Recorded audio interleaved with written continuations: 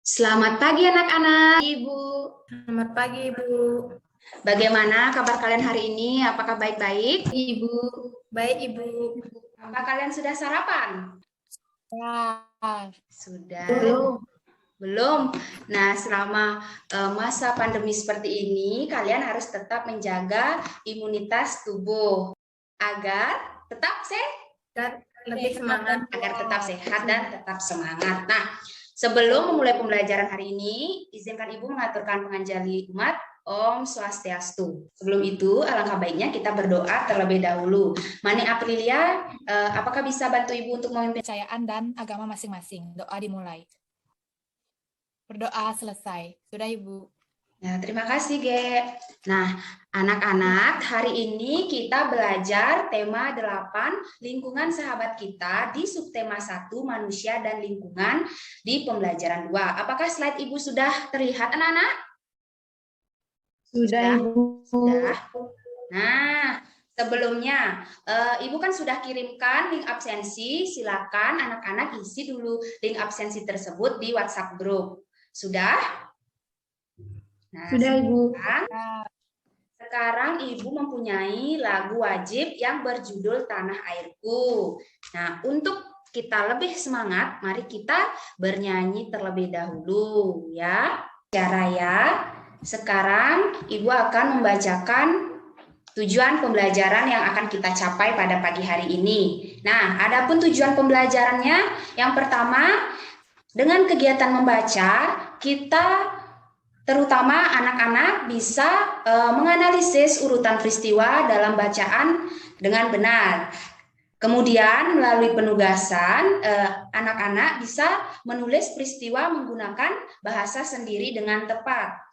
Kemudian dengan adanya pembuatan media replika siklus air, anak-anak mampu menguraikan proses siklus air dengan benar. Lalu dengan membaca teks bacaan siklus air, anak-anak mampu membuat bagan sederhana tentang proses bagaimana siklus air itu terjadi. Dan yang terakhir, dengan bernyanyi lagu air terjun, anak-anak bisa menganalisis tangga nada lagu dengan tepat. Nah, sebelumnya anak-anak, apa gambar yang ada di layar ini? Ada yang tahu? Gambar air terjun. Air terjun, Ibu. Gambar air terjun. Devi pernah ke air terjun tidak? Ibu. Pernah. Kalau Mani di desanya ada air terjun enggak? Ada, Bu. Ada air terjun apa namanya? Bu, air terjun Ibu Sampi namanya. Oh, air terjun. Ya, berarti Mani sering ya pasti ke air terjun. Nah, mengenai karena ini gambar air terjun, Ibu Guru mempunyai sebuah nyanyian lagi. Nyanyian yang berjudul air terjun. Nah, sebelum itu, kalian harus benar-benar melihat atau mencermati tangga nada yang digunakan lagu air terjun ini. Mengerti? Kita juga harus menyanyi bersama-sama. Baik anak-anak? Sudah siap? Sudah. 1, 2, 3, mulai.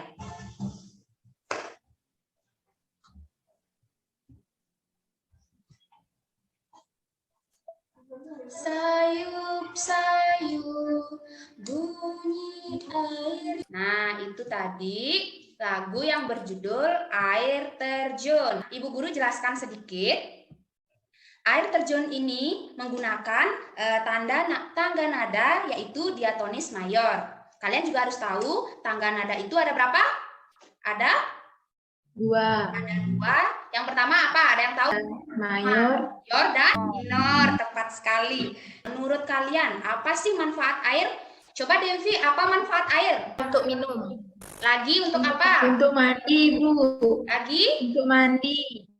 Untuk masak. Tanaman. Ya, tepat sekali. Nah, jadi fungsi air itu sangat banyak sekali ya, terutama di dalam kehidupan kita. Nah, tidak hanya manusia saja yang membutuhkan air. Apakah hewan membutuhkan air?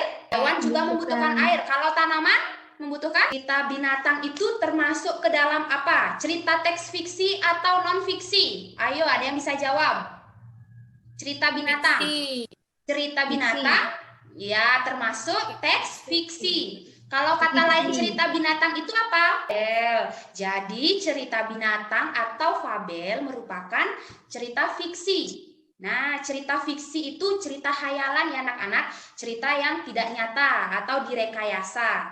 Namun ceritanya itu seakan-akan seperti layaknya manusia. Cerita fabel atau cerita binatang.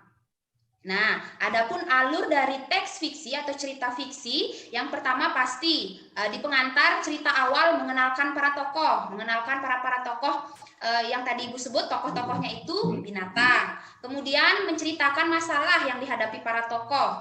Setelah itu adanya puncak ketegangan atau klimaks di mana masalah di dalam cerita itu sudah sangat gawat ya atau masalahnya itu memuncak. Kemudian ketegangannya menurun yang disebut anti klimaks. Dan yang terakhir pasti ada penyelesaian atau resolusi. Masalahnya itu dapat diselesaikan.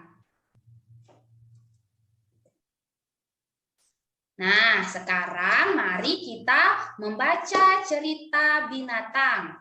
Nah, coba sekarang buka buku paket kalian. Lihat halaman 11. Di sana ada cerita apa? Yang berjudul Cerita semut dan beruang. Semut dan beruang. Nah, ini merupakan salah satu cerita fabel atau cerita binatang.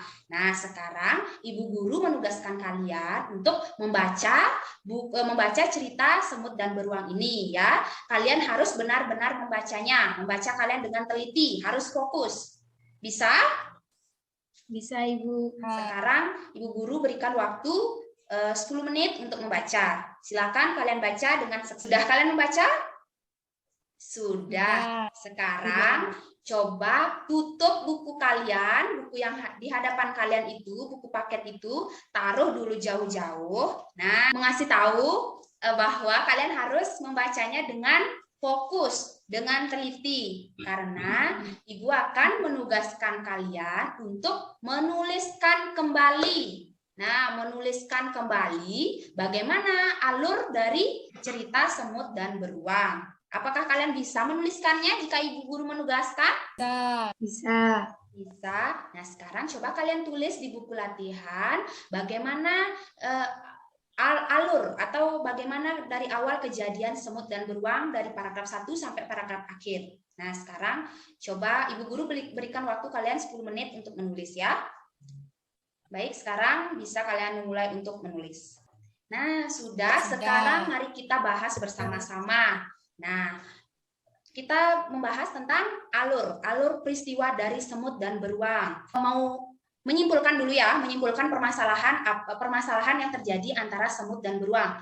Nah, jadi permasalahannya itu adalah si beruang ini tidak mengizinkan semut untuk mengambil air di sumber airnya si beruang. Nah, si beruang ini menghalalkan segala cara agar si semut tidak mengambil air di sana. Alhasil si semut itu merasa kesal dan dia mempunyai rencana untuk menjebak si beruang agar dia bisa mengambil air di sumber airnya si beruang. Nah, mengapa sih si beruang ini tidak memberikan atau tidak mengizinkan semut untuk mencari air di sumber airnya si beruang? Ada yang tahu? Agar airnya tidak habis, Ibu. Agar airnya tidak habis. Nah, agar airnya tidak habis. Menurut Ari Widiantari, Ari Widiantari setiap hari minum air kan? Iya. Nah, kalau mandi menggunakan air? Iya, Ibu. Nah, air yang Ari Widiantari gunakan itu akan habis nggak kalau terus-terusan dipakai? Iya, Ibu. Akan habis? Nah, Iya. di sini. Nah, untuk itu kita akan belajar tentang siklus air. Siklus air, ada yang tahu sebelumnya siklus air itu apa? Sebelumnya air. Iya, siklus itu merupakan air yang kita gunakan sehari-hari itu adanya perputaran, ya. Adanya perputaran itulah yang disebut dengan siklus air, terjadinya proses perputaran air. Nah, air yang kita gunakan itu pastinya tidak akan habis. Karena kenapa? Ya karena adanya proses siklus air. Nah, anak-anak, di sini ada media tentang siklus air. Coba perhatikan, ada gambar apa saja di sana? Ada gambar apa? Pohon. Pohon, iya lagi. Awan. Ada awan. Lagi? Ada matahari. Lagi ada air lah. Air laut. Air laut. Nah, di sini Ibu akan menjelaskan sedikit. Nah, siklus air pendek, khususnya itu terjadi tiga siklus. Evaporasi atau yang terjadi dalam penguapan, atau yang disebut dengan penguapan, yaitu proses singkat daun air ketika air laut atau tumbuhan terkena panas matahari akan terjadinya proses penguapan, kemudian membentuk awan. Lalu adanya proses kondensasi atau pengembunan, di mana uap air dari permukaan bumi akan naik ke udara membentuk awan, kemudian kumpulan uap air tersebut menjadi titik-titik embun. Yang terakhir adanya presipitasi, yaitu adanya proses hujan. Hujan tersebut akan turun kembali ke tanaman lalu ke air laut. Nah, seperti ini. Nah, proses siklus air itu terjadi karena dibantu juga oleh matahari dan hujan. Di sini dari air laut terjadinya penguapan yang disebut evaporasi, kemudian kondensasi. Di sini lihat langsung di sini terbentuk awan ya, awan hitam. Kemudian karena penggumpalan dia tidak mampu menampung, kemudian turunlah hujan yang disebut presipitasi. Nah, siklus air ini akan terus-menerus terjadi terulang-ulang. Nah, sekarang tadi kan sudah menyimak tentang penjelasan siklus air. Anak-anak juga sudah melihat bagaimana bagan siklus air. Saatnya kita mencoba membuat bagan siklus air. Nah, seperti ini ya gambarnya. Bagan siklus air yang kalian buat nantinya boleh seperti ini, boleh kalian gambar atau kalian buat bagan seperti ini ya. Nah, alat dan bahan yang digunakan yang pertama menggunakan buku gambar ya, kemudian boleh menggunakan pensil warna sesuai dengan kreativitas kalian. Kemudian waktu pengerjaannya 60 menit. 60 menit. Nah, kemudian kalian nanti membuat laporannya itu nanti kalian tulis di kolom seperti ini ya di buku. Nah, sebelumnya Ibu Guru menginformasikan kalian dalam pembuatan bagan siklus air ini harus prosesnya itu terurut. Boleh, pokoknya kalian boleh buat sekreatif kalian, asalkan urutan prosesnya itu harus tertata dengan baik, tertata dengan rapi. Apakah sudah mengerti dengan proyek yang Ibu sampaikan? Sudah. Ibu. Sebelum itu, setiap 30 menit pertama kalian wajib melaporkan perkembangan proyek kalian. Bisa dimengerti? Bisa, Ibu. Nah, sekarang Ibu berikan waktu 60 menit. Selamat mengerjakan. Sudah selesai anak-anak? Nah, bagaimana perasaannya setelah membuat bagan siklus air? Ada kesulitan? Ada. Nah, sekarang, agar teman-teman yang lain bisa melihat karya kalian, sekarang coba dari Ari Widiantari mengemukakan nah, itulah tadi kita sudah menggambar bagan siklus air. Wah, ternyata bagus-bagus sekali ya gambar anak-anak Ibu, pintar-pintar sekali. Jadi tepuk tangan untuk pembelajaran kita hari ini. Ini sudah berhasil kalian membuat bagan siklus air. Nah, selanjutnya Ibu Guru akan menyimpulkan pembelajaran kita pada pagi hari ini.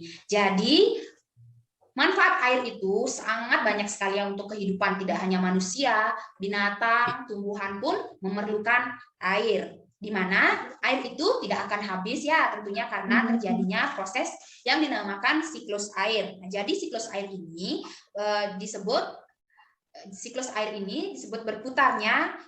perputaran air yang terjadi dari atmosfer, kemudian kembali ke bumi, lalu kembali lagi ke atmosfer. Dan bisa jadi tempat terjadinya itu berubah-ubah, tetapi tetap ya terjadinya perputaran air yang dibantu juga oleh matahari dan hujan. Nah, selain itu tadi kita sudah menyanyikan lagu air terjun. Ada yang masih ingat? Ada berapa tangga nada? Tangga mayor dan tangga nada minor. Nah, sekian pembelajaran kita pada pagi hari ini. Apakah coba Devi, kegiatan apa yang paling kamu sukai? Pada pembelajaran pagi anak-anak pelajari tema 9 sudah ada di buku paket kalian bisa baca-baca mengenai masih di tentang manfaat air. Nah, sebelum itu ada pertanyaan sebelum Ibu mengakhiri pembelajaran? Tidak, Ibu. Nah, sekian pembelajaran kita pada pagi hari ini. Ibu tutup dengan Parama Santi. Om Santi Santi Santi.